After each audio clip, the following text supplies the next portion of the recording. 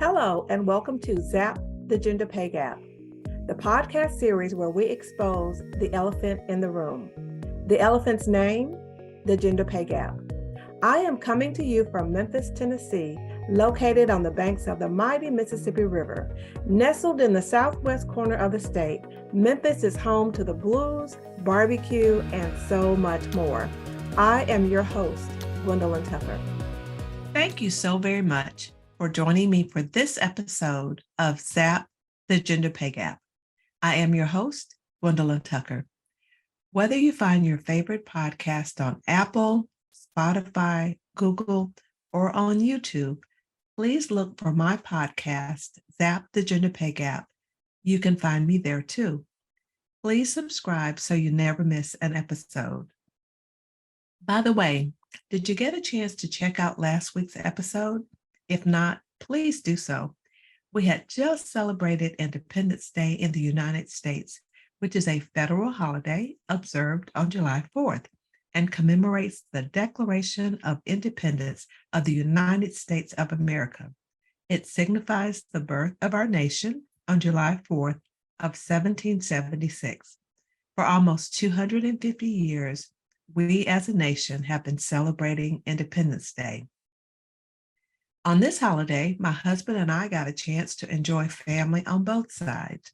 On my side, with a family reunion that spanned over 3 days and ended with us enjoying a huge family gathering with family on my husband's side on the actual day on July 4th.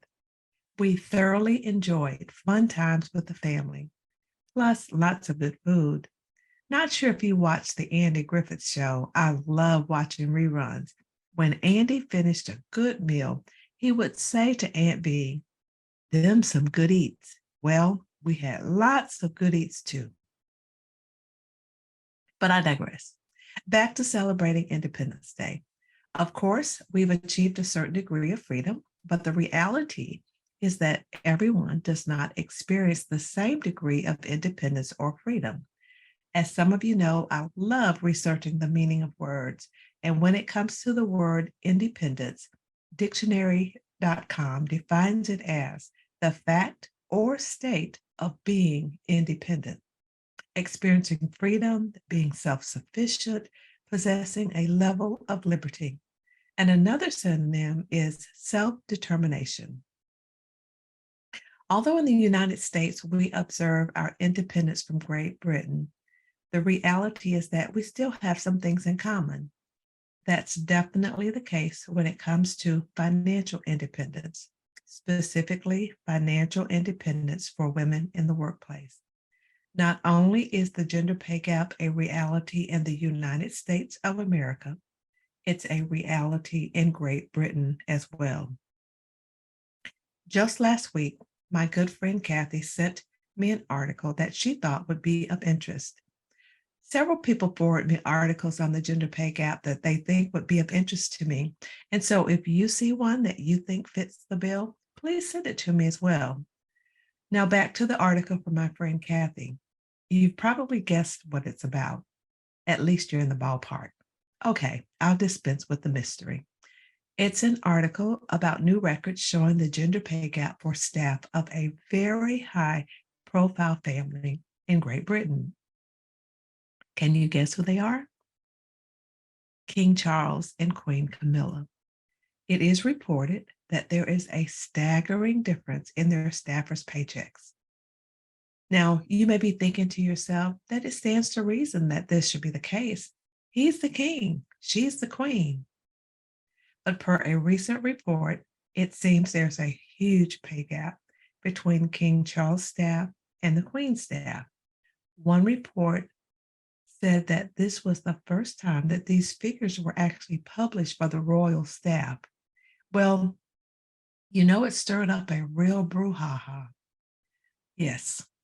Yeah, this variance was brought to light when people saw that the king's secretary, who is male, earned compared to what the queen's secretary, who is female, what she earned. In this report, there's a difference of over 100,000 British pounds sterling. I'd say that's a pretty wide gap. Just so you know, that equates to approximately 130,000 US dollars. That's a little more than pocket change, wouldn't you say? The higher pay definitely would bring increased financial independence. I definitely would want the higher pay, and I'm sure you probably would too. Now, when you compare the amount of time worked and the effort put forth by each of their private secretaries, can you guess which one put forth the most effort and the most time worked? Well, per the report, the Queen's secretary is almost always by her side on official engagements, but the King's private secretary only goes to the most high profile outings. Now, another discovery that I made is that there has been mandatory gender pay gap reporting for companies in the UK for the past 6 years. And in the US, there is increasing pressure for pay transparency. And some states are actually passing laws requiring more transparency when it comes to pay. And I believe that this is a good trend. Why? Because when it comes to pay, I truly believe that increased transparency can help level the playing field. For instance, what do you think is the most likely outcome from the revelation that there is such a huge pay gap in what the Queen's secretary earns compared to what King Charles's private secretary earns? Do you think there's a high likelihood that the Queen's secretary earnings will increase as a result of this revelation? Now, only time will tell, but I do think a salary adjustment will be made, and even perhaps a retroactive one. That would be pretty sweet, huh? I would like to see that happen for the Queen's private secretary. Now, I know this is an unusual situation. So, how many people get to be a private secretary to the King or to the Queen? Not very many. But what I will say as it relates to how I coach my clients, like during my stint as a certified career transition coach for a leading global enterprise, I always advise my clients to do their research on what the market was paying for jobs requiring their unique skills. And with pay transparency, more of that information will be available. Plus, when applying for a job, usually the hiring company would ask what the applicant made on their last job. That usually gave them an idea of what the applicant was willing to accept. But when negotiating salary, I always encourage my clients to ask what range they are paying for that position. And if that doesn't work, to give a range based on what their market research revealed about the type of position and the skills that were required. Now, do you know the pay range for your current job? If not, please find out. Why? Because then and only then can you determine where your pay falls within your pay range. Now, I'm not even talking about comparing what you earn to your counterparts, be they male or female, but I am trying to show you how to determine your position and your pay within your current pay range.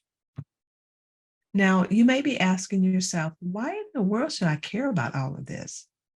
Because my goal is to make you aware. Some people don't believe me when I share facts and stats about the gender pay gap.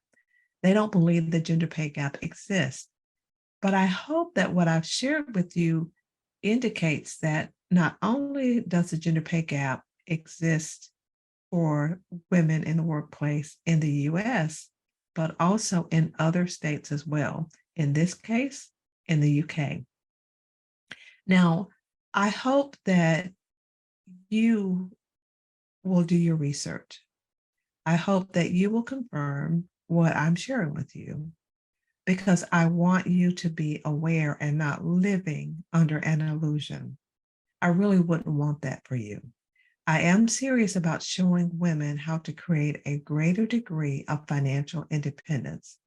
Now, if that describes you, please reach out to me and give me a call because I would love to talk with you about how to make that happen. Now, on next week's episode, I will identify 4 ways I got a raise in 90 days during my career in corporate. Don't you think it's high time you declare your independence and gain a greater degree of financial independence? I think so too. And I would love to show you how. I really hope that you benefited from hearing the information that I've shared today. And I also hope that you will join me next time. I do thank you for joining me today. And I look forward to seeing you next Wednesday at noon Central Standard Time for the next episode of Zap the Gender Pay Gap and find out the 4 ways I got a raise in 90 days. Until then, be well. Thank you for joining me for this episode of Zap the Gender Pay Gap. Please rate, review, and subscribe to or follow me wherever you get your favorite podcast. I am your host, Gwendolyn Tucker. Thanks so much for listening. See you next time.